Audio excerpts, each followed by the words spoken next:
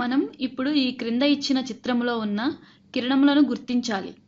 కిరణము ఒక బిందువు నుండి బయలుదేరి నిర్దేశిత దశలో అనంతం సాగుతూ పోతుంది.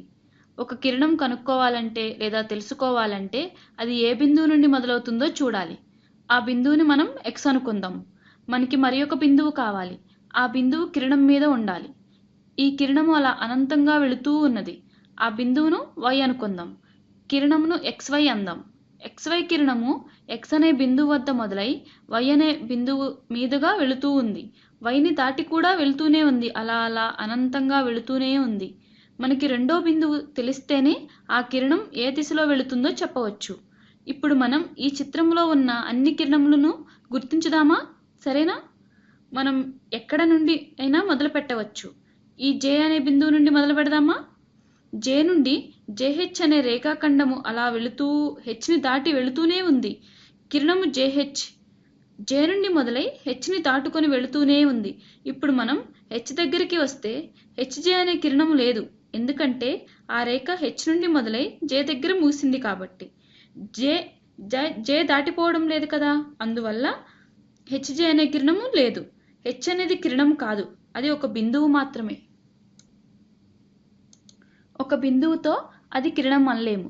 ఇప్పుడు ఈ చిత్రములో JH అనున్నది ఒక కిరణం అని తెలిసింది. మిగతా బిందువుల్ని చూద్దామా? C బిందువు తీసుకుంటే C బిందువు తర్వాత వేరే ఏ బిందువు లేదు. కిరణం అని అనడానికి CE అనున్నది ఒక కిరణం అనవచ్చు. ఎందుకంటే C నుండి మొదలై ఈ నుండి వెళుతూ అలా అనంతంగా వెళుతూనే ఉంది. ఇదే విధముగా ఒక కిరణం నుండి మొదలై F నుండి వెళ్ళుచూ అలా అనంతముగా వెళుతూనే ఉంది. CE మరియు CF అనేవి రెండు ఒకే కిరణములు.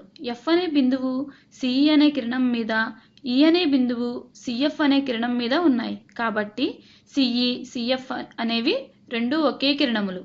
ఈ బిందువు నుండి ఇంకా ఏం చేయవచ్చో చూద్దామా? ఈ నుండి మొదలై C నుండి వెళుతూ Cని దాటుకొని అలా అనంతంగా వెళుతూనే ఉన్నది. అప్పుడు EC అనేది ఒక కిరణము. ఈ నుండి మొదలై ఏ దిక్కుగా వెళుతూ ఏని దాటుచూ ఇంకా వెళుతూనే ఉంది. కాబట్టి E అనున్నది ఒక కిరణం. ఈ నుండి మొదలై F దిక్కుగా వెళుచూ Fని దాటుతూ ఇంకా వెళుతూనే ఉంది. కాబట్టి EF అనున్నది ఒక కిరణం. EF మరియు CF రెండు వేరువేరు కిరణములు.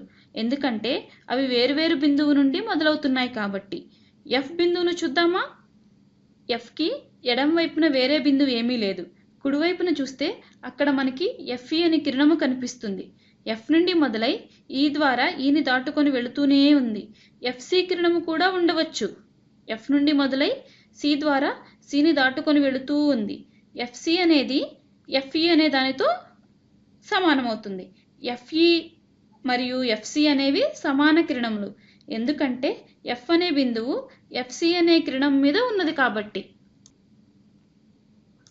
మనం A అనే బిందువు మీద మన దృష్టి పెట్టలేదు. ఒకవేళ AE అనే కిరణం ఉంది అనుకుంటే రేఖ ఈ బిందువు నుండి దాటి వెళ్ళడం లేదు. ఏ పైన వేరే బిందువేమీ లేదు. బిందువు లేదు కాబట్టి కిరణం లేదు. ఉన్న కిరణములు అన్నీ అక్కడ ఉన్న బిందువుల మీదే ఆధారపడి ఉన్నాయి. అక్కడ ఇంకొక బిందువు ఇచ్చి ఉంటే మనకి వేరే కిరణములు వస్తుండేవి. మొత్తానికి ఈ పటములో 6 కిరణములు ఉన్నాయి.